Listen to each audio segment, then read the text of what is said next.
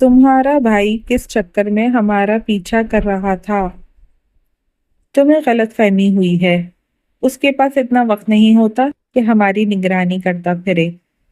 मैंने अपनी आंखों से उसको रेस्टोरेंट के सामने सड़क की दूसरी जानिब गाड़ी में बरजमान देखा था। हमारी गाड़ी निकलते ही वो दूसरी जानिब निकल गया। ये भी तो हो सकता है वो वहां से गुजर रहा हो। पब्लिक प्लेस है, कौन कब वहां से गुजर रहा हो हमें इससे क्या। हारिस, तुम्हें अपने भाइयों की तरफदारी करने की बड़ी बुरी आदत है।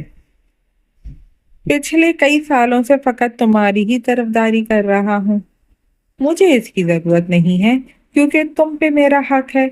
तुम मेरी हिमायत नहीं करोगे तो और कौन करेगा। हम दोनों मियाँ बीवी हैं। जैसे हर जगह मैं तुम्हारा साथ देती हूँ, इस तरह तुम्हें मेरा साथ देना चाहिए। और जो रवैया तुम्हारे इस नक्सड़े भाई ने अपनाया है, वो भूल गए हो किस कदर अकड़ है। उसे जरूरत भी है, मगर पैसा फिर भी नहीं लेगा। ऐसे लोग जिंदगी में कभी कभी अपनी ऊंची नाक के आगे कुछ नहीं देख सकते। एहसास से कमतरी का शिकार लोग। हारिस कुछ न कह पाया। हमेशा ऐसा ही होता था। उसके ख्याल में अल्मास ताशफैन की भलाई तो सोच रही थी, मगर ताशफैन को ये सब कौन समझाए। हारिस की नजर में वो वाकई अकल से फारिग था।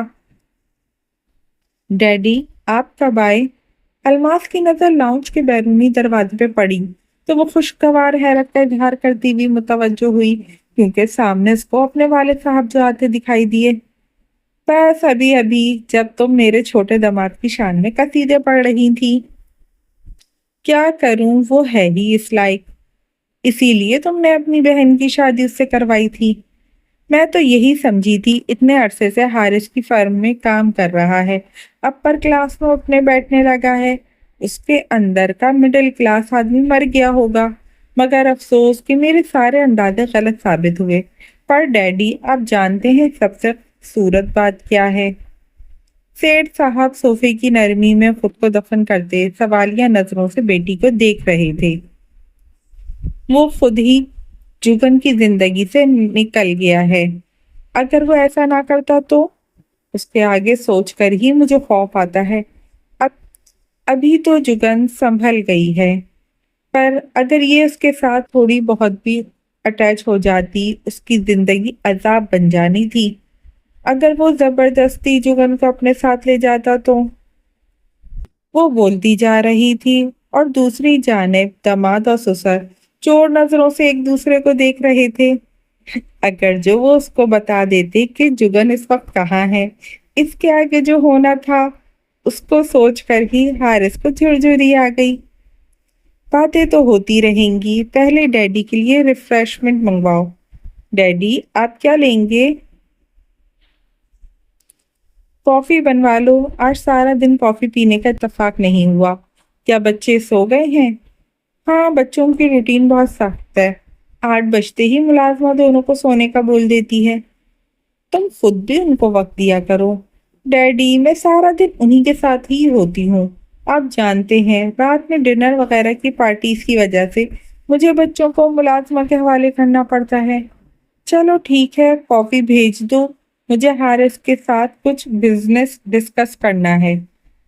अच्छा, यानी आप मुझे बर्खास्त कर रहे हैं। ये तो अच्छी बात है, क्योंकि मुझे अपना मेकअप उतारना है। आज नए ब्रांड का फाउंडेशन ट्राई किया था। मुझे डर है कहीं मेरी स्किन पर एक्नी ना बना दे। डैडी, आपकी कॉफी केक के साथ भिजवाती हूँ। हारिस, तुम क्या लोगे? एक गिलास पानी प्लीज। अभी भिजवाती हूँ। अपनी हील की गूंज छोड़ती वो सिटिंग रूम से निकलकर घर के बैरूनी हिस्से में गायब हो गई। सेठ को जब यकीन हो गया बेटी तक आवाज नहीं पहुंचेगी, तब दामाद से कहने लगी, जुगन की कोई खबर? तुम उसको छोड़कर आए थे, क्या उसके बाद कोई राब्ता हुआ? आपकी बेटी वहां यूं मगन है जैसे सालों से इसी घर की बासी रही हो। आप उसके लिए बिल्कुल परेशान ना हो। वो ताशफैन के साथ बहुत खुश है। ताशफैन का रवैया उसके साथ कैसा है? रवैया अच्छा ही है, तभी तो जुगन ने फौरी वापसी नहीं हुई। हालांकि मुझे यकीन नहीं था कि वो वहां सेटल हो पाएगी, पर जुगन जुगन ही है। حارث، مجھے اپنی دونوں بیٹیاں عزیز ہیں، مگر جگن میری وہ بیٹی ہے جس نے آج تک مجھے کبھی بیجا تنگ نہیں کیا۔ ملنسار، خوش مزاج، دوسروں کا خیال کرنے والی۔ اس لیے اگر تاشفین یا تمہاری فیملی کے کسی دوسرے فرد نے اس کو دکھ دیا تو مجھ سے برا کوئی نہ ہوگا۔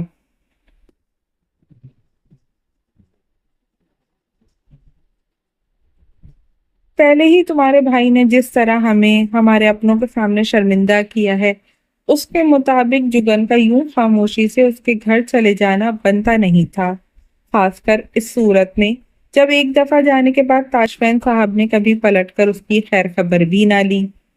اپنے رویے پر معذرت کرنا تو دور کی بات۔ آپ ٹینشن مت لیں، تاشفین اتنا بے وقوف ہرگز نہیں۔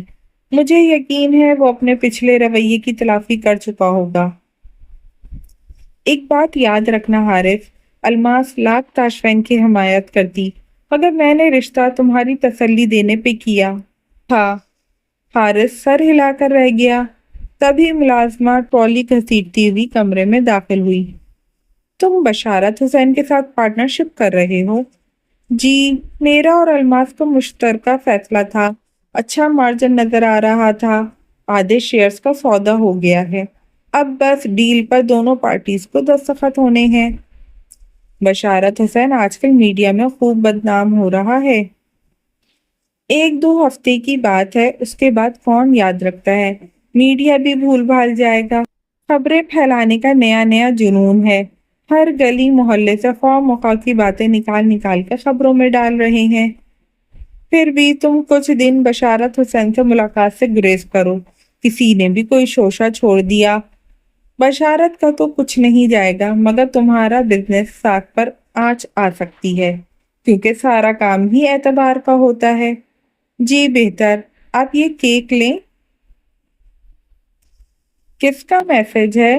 تاشفین کے چہرے کے تاثرات نے اس کو یہ سوال پوچھنے پر مجبور کیا۔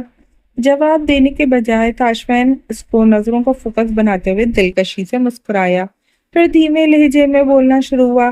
جس دن تمہارا اور میرا رشتہ طے ہوا تھا، اس دن سے میرے ساتھ ایک عجیب واقعہ ہوا کہ میرے واٹس ایپ پہ ایک پیغام موصول ہوا۔ تو اس میں عجیب کیا ہے؟ واٹس ایپ پہ تو ہزاروں میسج آتے جاتے ہیں، خاص کر جب جان پہچان والے بڑی تعداد میں ہوں۔ ایک لڑکی کا میسج تھا۔ کیا پہلے کبھی کسی لڑکی کی جانب سے میسج نہیں ملا؟ اس نوعیت کا نہیں۔ کس نوعیت کا؟ جس میں دوسرا فریق چھوٹتے ہی اظہار محبت کر دے۔ تب میرا شک یقین میں بدل گیا۔ کیسا شک؟ شک یہی کہ ہو نہ ہو اس سب کے پیچھے میری بیوی ہی ہے۔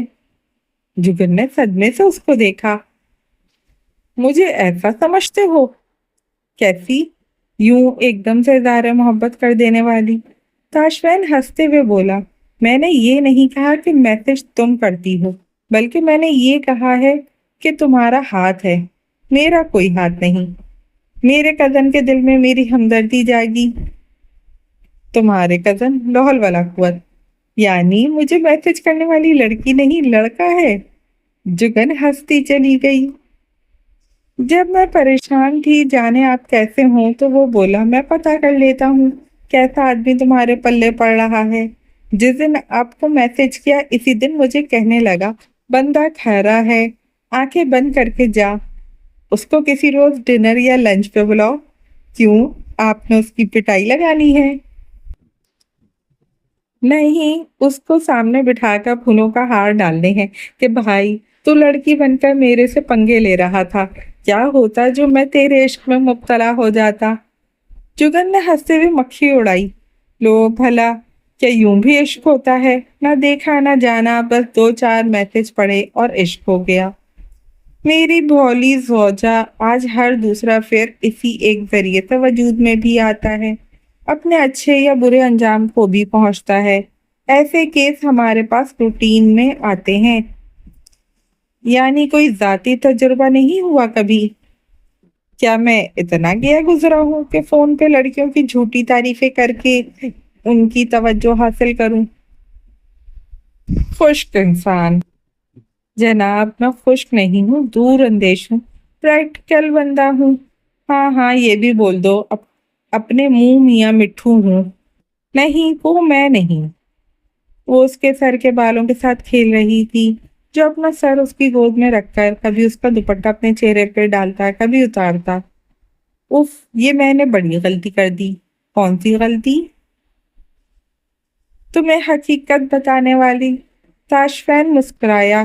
اچھا ہوا بتا دیا، ورنہ جس دن مجھے وقت ملتا سب سے پہلے کام اس نمبر کو کھوج لگانا تھا، اور جب یہ کھلتا کہ لائن کی دوسری جانب صاحبہ نہیں صاحب ہیں تو سچ میں چھتر چلتے۔ ہائے ظالم، وہ میرا بھائیوں جیسا کزن، اس کو مت مارنا، بس بھول جاؤ۔ تمہاری خاطر کیا کیا بھولوں اور کس کس کو بھول جاؤں؟ جگن کے ہاتھ تھم گئے۔ میری خاطر کیوں تو اور کس لیے؟ اس لیے کہ آپ اچھے انسان ہیں۔ نہ، میں بہت برا انسان ہوں، خاص کر جہاں میرے قریبی رشتوں کی بات آئے میں انتہائی کٹر ہوں۔ یہ بات مجھ سے بہتر کوئی نہیں جان سکتا۔ جگن نے اداسی سے کہا۔ وہ جو اس کے چہرے کو ہی دیکھ رہا تھا، اس سے جگن کے چہرے کی اداسی دیکھ ہی نہ گئی۔ فوراً اٹھ کر اس کا چہرہ ہاتھوں میں بھر کر اس کی آنکھوں میں دیکھتے بولا، اگر مجھے تھوڑا سا بھی سمجھ جاؤ گی تو میرا سابقہ رویہ تمہارے لیے تکلیف دہ نہیں رہے گا۔ جتنا میں اپنے بھائیوں کے معاملے میں پوزیسو ہوں، آج تمہارے لیے اس سے دگنا زیادہ محتاط ہوں۔ باتیں بنانا کوئی آپ جناب سے سیکھے۔ اوہ یہ بات، ہاں یہ بات۔ اب کیا ڈائیلاگس ماروں؟ تمہاری خاطر میں 2 پیزے ایک ساتھ نہیں کھا سکتا ہوں، کسی اونچی پہاڑی پہ چڑھ کر ہرگز نہیں کود سکتا ہوں، وغیرہ وغیرہ۔ ہاں یہ ٹھیک ہے، کیونکہ 2 پیزے ایک ساتھ کھا لیے تو موٹاپا آ جائے گا، جو آپ پر بالکل بھی نہیں جچے گا۔ اگر اللہ معافی دے کسی پہاڑی سے کودنے کا سوچا بھی تو آپ کی میرے ہاتھوں خیر نہیں۔ تاشفین ہنستے ہوئے بولا، لگتا ہے محبت ہو رہی ہے۔ جگن کے دل نے ایک بٹ مس کی۔ کیسے پتا چلتا ہے کہ محبت ہو رہی ہے؟ تاشفین بھویں اچکاتے ہوئے واپس لیٹ گیا۔ میں کیا کہہ سکتا ہوں، میری تو خود سمجھ سے باہر ہے۔ کیا ہر میاں بیوی کے درمیان محبت ہو جاتی ہے یا بس دن گزار رہے ہوتے ہیں؟ جو چیز میں نے ان گلی محلوں میں باسیوں سے سیکھی ہے، اس کے مطابق تو یہی کہہ سکتا ہوں، ہاں، ہر دوسرے میاں بیوی کے درمیان محبت موجود ہوتی ہے۔ پھر کیسے پتا چلتا ہے کہ محبت ہے؟ جب لاکھ ایک دوسرے سے اختلافات ہوں، ایک دوسرے کے لیے دل میں غصہ یا غم ہو، پھر بھی دونوں فریقین اپنے ازواجی زندگی کو قائم رکھنے پہ نہ صرف بضد ہوں بلکہ ہر مشکل وقت میں ایک ہو کر مقابلہ کریں۔ ایسے میں اگر 2 لوگ منہ سے چاہے نہ بھی اظہار کر رہے ہوں، محبت پھر بھی اپنی جگہ موجود ہوتی ہے۔ جگن اس کی بات میں سنتے ہوئے اس کو اتنا غور سے دیکھ رہی تھی کہ وہ اپنی کہہ کے خاموش ہو گیا، مگر جگن کی جانب سے کوئی رد عمل نہ پا کر اس کی جانب دیکھا تو لب بے اختیار مسکرا اٹھے۔ وہ ٹکٹکی باندھے اسے دیکھ رہی تھی۔ اگر خادم کو حفظ کر لیا ہو تو کچھ عرض کرے۔ جگن کی آنکھوں کے عین سامنے ہاتھ لہرایا۔ ہیں کیا بولا؟ اگلے چند دن میرا کام بڑھنے والا ہے، ہو سکتا ہے گھر نہ آ پاؤں۔ کیوں؟ ایک کیس پہ کام کرنا ہے۔ کیا کیس خطرناک ہے؟ نہیں کچھ خاص نہیں۔ تو پھر گھر آنا کیوں مشکل ہوگا؟ مصروفیت کی بنا پر۔ اور اگر میں یہ مطالبہ کروں کہ جو مرضی ہو جائے، شفٹ کے ختم ہوتے ہی سیدھا گھر آنا، پھر ثابت ہو جائے گا کہ ایک پولیسیے کی بیوی ہو۔ بات کو ہنسی میں مت اڑائیں۔ میری اتنی جرت؟ وہ منہ بسوڑتے ہوئے بولی، کتنے دن لگیں گے؟ کم از کم 1 ہفتہ، مگر زیادہ دن بھی لگ سکتے ہیں۔ 1 ہفتہ؟ توبہ یا اللہ، اتنا زیادہ وقت! پولیس والوں کی نوکری تو بڑی مشکل ہے۔ مجھے تو لگتا تھا یوں ہی 12 بجے وردیاں پہن کر تھانے رشوت اکٹھی کرنے پہنچ جاتے ہیں۔ رشوت خوروں سے مجھے سخت نفرت ہے۔ رشوت لینے والے اگر برے ہیں تو ان کا بھی کرو نا، جو ہمارے پاس آ کر بریف کیس اور پیکٹ پھینکتے ہیں، ایسے ایسے مطالبے لے کر آتے ہیں کہ جی کرتا ہے بندہ چماٹ مار کر بتیسی نکال کر ہاتھ پہ رکھے، اور یہ سب بدماشی پیسے کے زور پہ کرتے ہیں، جیسے کسی گانے کے بول ہیں، پیسہ پھینک تماشا دیکھ۔ کسی حد تک سچ ہے، پولیس کو برا کہنا آسان ہے، معاشرے کے افراد کا کردار بھی آپ کے اداروں پر اثر انداز ہوتا ہے۔ ہمارے تھانے میں ایک سپاہی ہے، محمد عمیر، 3 بچوں کا باپ ہے۔ جس گھر میں وہ رہتا ہے وہ صرف ایک کمرے پر مشتمل ہے اور اس ایک کمرے کا 1 مہینے کا کرایہ 3000 روپے ہے۔ اس کے علاوہ راشن، پانی، بجلی، گیس کا بل، اوپر سے اس کے والد کالج کے مریض ہیں، 6-7 ہزار ان کی ادویات کا خرچہ ہے۔ عمیر اتنا مجبور ہے کہ اپنے بچوں کو اسکول تک نہیں بھیج پاتا۔ اب تو شکر ہے گورنمنٹ اسکول میں سہولیات مہیا کی گئی ہیں، جس سے غریب آدمی کا غم کچھ کم ہوا ہے، مگر ایسے دن بھی آ جاتے ہیں جب محمد عمیر کے گھر میں فاقے ناشتے ہیں۔ اس صورت میں وہ رشوت نہ لے تو کیا کرے؟ مجبوری کی حالت میں مردہ بھی حلال ہوتا ہے۔ آپ انسانوں کا معیار زندگی بلند کریں، برائی میں خود بخود کمی آ جائے گی۔ جب بنیادی سہولتوں کے لیے در بدر دھکے کھانے پڑے تو کیا اصول، کیا انسانیت؟ میں سپاہی لیول کے آدمی کو رشوت لینے پر برا نہیں کہتا اور افسران کی اس غلطی کو فراموش نہیں کرتا۔ اصل مال وہ کھاتے ہیں، سپاہیوں کے پاس تو کرمز بچتے ہیں۔ اصل مال تو اوپر ہڑپ کیا جاتا ہے، جہاں وزیر، ایم پی، ایم این اے اپنے عہدے کا فائدہ اٹھاتے ہوئے پولیس کو استعمال کرتے ہیں۔ صاف دھمکی یہ ہے، یہ کام کرو ورنہ کسی بھی دور دراز علاقے میں تبادلے کے لیے تیار ہو جاؤ، اور میں سمجھتا ہوں یہ سب کم نقصان والے دھمکی ہیں، ورنہ تو جان و مال کا ہوتا ہے۔ آپ کو اسی لیے ماضی میں دھمکیوں بھری کالز موصول ہوتی رہی ہیں۔ وہ لاپرواہی سے ہنسا۔ مجھے آج صبح بھی ایک کال آئی تھی۔ کس کی؟ بشارت حسین کے کارندے کی۔ جگن کی آنکھیں پھٹ پڑی، جلدی سے پوچھا، کیا کہہ رہا تھا؟ میں کہتی ہوں یہ جاب چھوڑ دو، مجھے اللہ معافی دے، بھری جوانی میں بیوہ ہونے کا رتی برابر بھی شوق نہیں ہے۔ سن رہے ہو؟ کل دن چڑھتے ہی استعفیٰ پیش کرو۔ ہم رہے ایسی خدمت خلق سے، اس آدمی نے پہلے ہی تم پر قاتلانہ حملہ کروایا ہے۔ اچھا، وہ کب؟ کیا مطلب کب؟ تم کیسے بھول سکتے ہو؟ تمہاری گاڑی پر پورا راکٹ داغا تھا۔ اوہ ہاں وہ، اور تم کس قدر بے حس ہو، کتنے آرام سے بول رہے ہو۔ اچھا وہ، ہم لوگوں کی یہاں جان پر بنی ہوئی تھی، یوں محسوس ہوا جیسے صبح کے وقت ہی شام کا اندھیرا چھا گیا۔ تاشفین نے اس کی دونوں کلائیاں تھام کر ایک جھٹکے سے اپنی جانب کھینچا تھا، جو دھڑام سے اس کے سینے پہ آ گری۔ منہ کھول کر حیرت و ناراضگی سے تاشفین کو دیکھا۔ اب بولو، کیا کہہ رہی تھی؟ وہاں دور سے آواز ٹھیک سے نہیں آ رہی تھی، اس لیے قریب کیا ہے تاکہ سگنلز پورے آئیں۔ تو کیا کہہ رہی تھی؟ تو کچھ نہیں کہہ رہی تھی، بس ہو گئی بولتی بند، یا تمہاری اسپیڈ اور اوپر سے کوئی اسپیڈ بریکر بھی نہیں آتا۔ کالر نے کیا کہا تھا؟ کہہ رہا تھا تاجفین صاحب کسی دن اپنی خدمت کا موقع دے، ہم آپ کو ڈنر پہ انوائٹ کرنا چاہتے ہیں۔ تم نے کیا کہا؟ میں نے کہا اپنی بیوی سے پوچھ کر بتاؤں گا، اس کے مشورے کے بغیر کوئی کام نہیں کرتا۔ جگر نے اس کے سینے پہ ایک ہاتھ مارا۔ جانتی ہوں اس نے یہ نہیں کہا ہوگا، جھوٹ بول رہے ہیں، اللہ کی قسم جو بعد میں کہا وہ سچ کہا ہے۔ وہ بھی جھوٹ ہے، میرا مشورہ تو یہی ہے جاب بدل لو، مگر میری سنتا کون ہے؟ لوگ اپنے محبوب سے چاند تارے توڑ لانے کی فرمائش کرتے ہیں اور تم چاہتی ہو میں بیوی کی خاطر بے روزگار ہو جاؤں؟ توبہ توبہ، کیا چاہتی ہو؟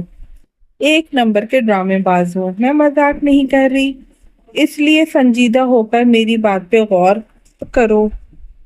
جی بیگم صاحبہ، جیسا آپ چاہیں، خادم کے لیے کوئی اور حکم؟ ایک دفعہ فارس کو کال کر کے پوچھ لیں کیا وہ لوگ خیریت سے پہنچ گئے۔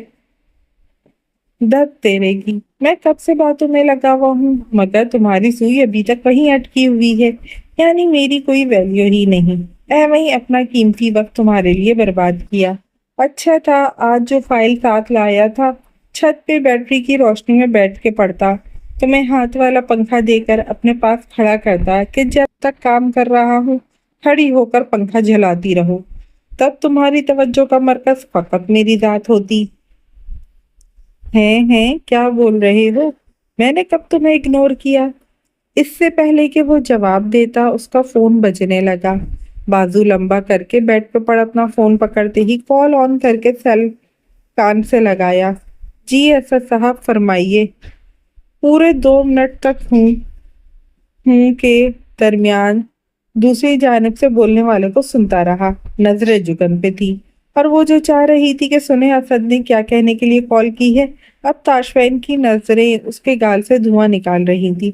उकताकर उसने अपना हाथ ताशफैन की आंखों पे रख दिया।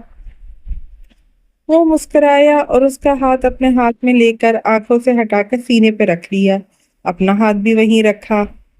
आप उसको कल किसी जगह पे बुलाएं, मैं जाती तौर पर मिलकर उसकी हर तरह से तसल्ली कराऊंगा। हमें गवाह चाहिए असद साहब, और वो किसी भी कीमत पे निकालने पड़े, मैं हर हद तक जाने को तैयार हूँ। अभी आप भी आराम करें, इंशाल्लाह कल इस मिशन की पहली ईंट रखेंगे। अल्लाह हाफिज। जैसे ही वो मतलूबा मुकाम पर पहुंचा, उसने गाड़ी का इंजन बंद किया और गली का जायजा लिया। लोगों की आमदोरफ्त तो थी, मगर जिस घर में इसको जाना था उसके दरो दीवार से अजीब सी हसरत व ये मायूसी झलक रही थी। उससे रहा ना गया। फौरन गाड़ी में से निकलकर आया और दरवाजे पे दस्तक दी। 3 दफा दस्तक देने के बाद उसकी दूसरी जानिब से आवाज मौसूल हुई। देखिए, इस घर में कोई नहीं रहता, लिहाजा यहाँ पर आवाज मत लगाएं।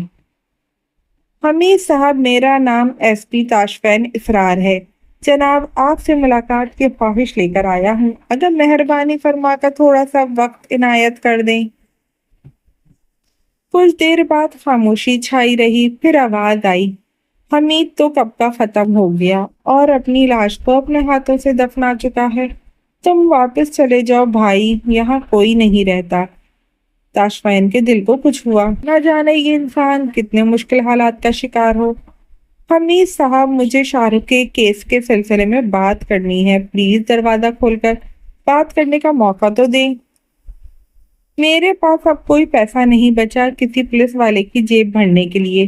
ना मेरे पास झिड़कियां खाने की सकत ही बची है। मैं अपना केस अपने अल्लाह के सुपुर्द कर चुका हूँ।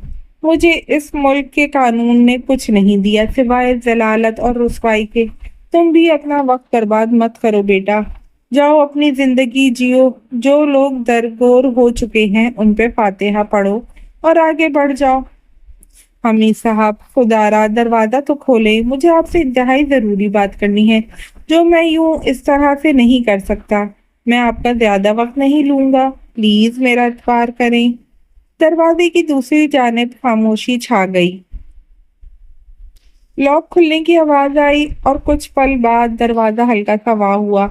चंद सेकंड इंतजार के बाद भी जब किसी ने बाहर न झांका तो ताशफैन ने दरवाजा थोड़ा सा और खोला और अंदर दाखिल होने के बाद दरवाजा अपने पीछे फिर से बंद कर दिया। उसके सामने बड़े और ऊंचे लंबे और इंतहा के दुबले शख्स, यकीनन हमीद साहब ही थे। फिर भी उसने हाथ आगे बढ़ाते हुए तस्दीक करनी चाहिए। अस्सलाम वालेकुम, मैं ताशफैन हूँ और आप? मैं उन बुजुर्ग ने उसका हाथ थाम लिया। मैं शाहरुख का वालिद हूँ, हमीद नियाजी। आपसे मिलकर खुशी हुई है हमीद साहब, और मैं यूं अचानक आकर आपको बेआराम करने पर माजरत चाहता हूँ, मगर मेरा आपसे मिलना जरूरी था। ताशफैन साहब, मैं आपको नहीं जानता कि आप कौन हैं, किस नेक नियति से मेरे घर पे आए हैं, या मेरी बेबसी का मजाक उड़ाने को दुश्मनों ने एक नया हरबा अपनाया है। जो भी हो, इस वक्त आप मेरे मेहमान हैं। आइए अंदर बैठ के बात करते हैं। मेरी बीवी अंदर अकेली है, उसको ज्यादा देर अकेला नहीं छोड़ा जा सकता। तन्हाई से वो पैनिक करने लगती है। तभी अंदर एक कमरे से आवाज उभरी। शाहरुख के अब्बा, कहाँ गए हो? क्या मुझे छोड़ गए हो? इस घर में भूत बसते हैं। भूत के चेहरे पे खून लगा हुआ है। हर रात वो भूत रोता है, मुझसे उसके आंसू नहीं देखे जाते। हमीद साहब ने दुखी नजरों से ताशफैन को देखा और आगे बढ़ गए। ताशफैन झुकी नजरों समेत उनके पीछे चल पड़ा। कमरे के तमाम खिड़कियां बंद थी, चीजें बिखरी हुई थी, फर्नीचर पे गट चमक रही थी। उस खौफजदा कमरे में मौजूद बिस्तर पे बैठी सफेद बालों वाली खातून, जिसके बाल बिखरे हुए थे, चेहरे पे दुख دکھ تحریر تھا جس کو پڑھنے کے لیے غور کی ضرورت محسوس نہ ہوتی تھی، کیونکہ وہ دکھ خود بولتا تھا۔ بلکیس، یہ ایس پی تاشفین ہے، ہم سے ملنے آئے ہیں۔ اچھا، ہم سے کیوں ملنا تھا؟ پیسے ختم ہو گئے ہیں، اب تو 2 وقت کی روٹی بھی دکان کے کرائے پہ چل رہی ہے، پولیس کو دینے کے لیے ہمارے پاس کچھ نہیں بچا، جاؤ کوئی اور گھر ڈھونڈو۔ السلام علیکم ماں جی، میں پیسے لینے نہیں آیا ہوں۔ وہ خاتون آنکھ چھپکے بغیر اس کو دیکھے گئیں، پھر بولی، ہو تو پولیس والے، پر تمہاری زبان میں کس قدر مٹھاس ہے، ایک دفعہ پھر بولو۔ ماں جی، آپ کہیں گی تو سارا دن آپ کے پاس بیٹھ کر باتیں کرتا رہوں گا۔ بلکیس بیگم کے ساتھ ساتھ حمید صاحب نے بھی حیرت و تعجب سے اس کو دیکھا، پھر ایک دوسرے کو دیکھا۔ انسان کی زبان میں اس کی تربیت اور اخلاق بولتا ہے۔ تمہاری زبان بہت پیاری ہے، کیا میں بیٹھ سکتا ہوں؟ ادھر بہت گرد ہے، تمہیں اچھا نہیں لگے گا، بڑی گرد ہے۔ جانتے ہو، ایک دن میں ڈاکٹر کے پاس گئی، میں نہیں جاتی تھی، پر یہ تمہارے انکل مجھے زبردستی ساتھ لے گئے۔ کہتا ہے تم بھی چلی گئی تو میں بالکل تنہا ہو جاؤں گا، حالانکہ میں اس کے کسی کام کی نہیں ہوں۔ کھانا یہ بناتا ہے، صفائی یہ کرتا ہے، میں مٹی کے ڈھیر کی طرح پڑی یہ بیڈ توڑ رہی ہوں۔ جب تک بلاوا نہ آ جائے، کوئی جائے بھی تو کہاں جائے؟ تم بیٹھ جاؤ۔ میں بتا رہی تھی، ڈاکٹر سے واپسی پہ ایک جلوس دیکھا، نوجوان لڑکے، بچے، بوڑھے قومی پرچم اٹھائے نعرے لگاتے، شوق دھنوں پہ ناچتے، خوشیاں منا رہے تھے۔ مجھے بڑا تعجب آیا، آخر یہ کس بات کی خوشی منا رہے ہیں؟ میرے ساتھ کھڑی عورت بولی، پاکستان کی آزادی کی خوشی منا رہے ہیں۔ میں نے پوچھا، کیا پاکستان آزاد ہے؟ وہ عورت بولی، ہاں، 1947 سے آزاد ہے۔ میں نے کہا، نہ، تمہیں دھوکا ہوا ہے، اور اس دھوکے میں ہم نے اپنی ساری زندگی گزار دی کہ ہم آزاد قوم ہیں اور یہ ایک اسلامی سلطنت ہے، پر جب کڑا وقت پڑا نا تو معلوم ہوا ہم آج بھی غلام ہیں، زمینی خداؤں کے رحم کرم پہ پڑے بے بس غلام۔ میں نے ایڑی چوٹی کا زور لگایا، پر میرے بیٹے کی قتل کی FIR تک درج نہیں ہو پائی۔ تم کہیں اس کنڈے کے آدمی تو نہیں، اس کے کہنے پہ ہماری مخبری کرنے آئے ہوگے؟ جا کر اس کو بتا دو، ایک دن مظلوم کا بھی آئے گا، کیونکہ اس دن کا وعدہ کیا گیا ہے۔ آج قانون کو خرید کر کیا سمجھتا ہے، کل کو اللہ کے ہاں بھی پیسہ لگا لے گا۔ آج اس کا ہے، کل میرا ہوگا۔ میرا بچہ ابھی جوان ہوا تھا، اس کے خواب بہت بلند تھے۔ کالج جاتے وقت باپ سے جیب خرچ لیتے ہوئے اس کو شرم آتی تھی۔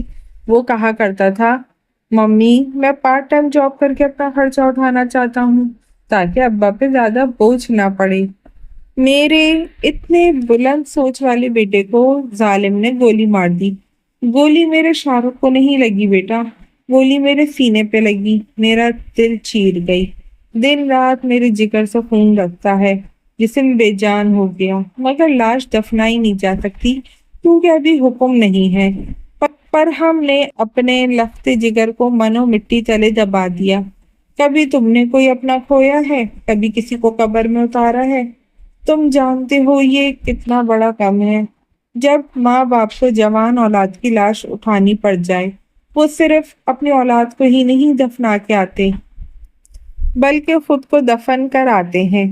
کبھی سوچا ہے ہم ایک گڑھے میں لیٹے ہوں اور ہمارے اوپر مٹی ڈالی جائے، نہ کوئی روشن دان، نہ کھڑکی جہاں سے روشنی آ سکے یا تازہ ہوا آ سکے؟ میں اس کمرے کو اپنی قبر سمجھتی ہوں، اور اس کمرے میں اس دن سے خود کو قید کیا ہوا ہے جس دن مجھ پہ آشکار ہوا تھا کہ اس ملک میں اپنے بیٹے کے لیے انصاف حاصل نہیں کر سکوں گی۔ بیٹے، نہ صرف میں نے اپنا بیٹا کھویا ہے بلکہ معاشرے میں اپنی ساکھ بھی کھوئی ہے۔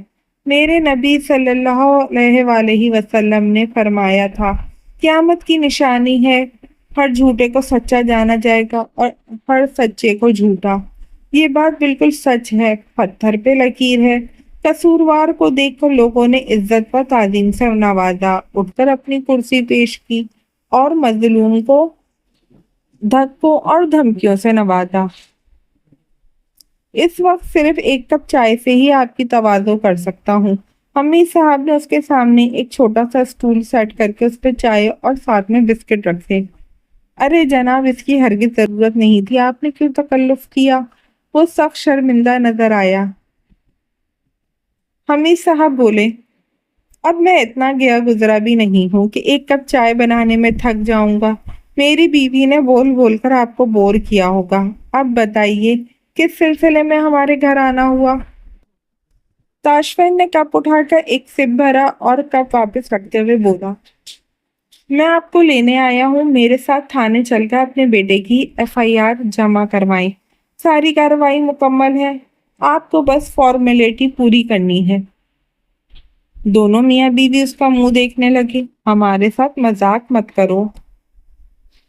मैं अगर जिंदगी में कभी इतना बेहुदा मजाक करूं तो रोज़े हशर अल्लाह मुझे नबी पाक सल्लल्लाहु अलैहि वसल्लम की शफात नसीब ना करें। मैं संजीदा हूँ। अनम ने मुझसे राब्ता करके मदद मांगी है। आज आप लोगों से मिलने के बाद मैं इस फैसले पे पहुंचा हूँ। अब इंसाफ के लिए जंग होगी और पूरी आबोताब के साथ लड़ी जाएगी। इंशाअल्लाह आपके बेटे को इंसाफ जरूर मिलेगा।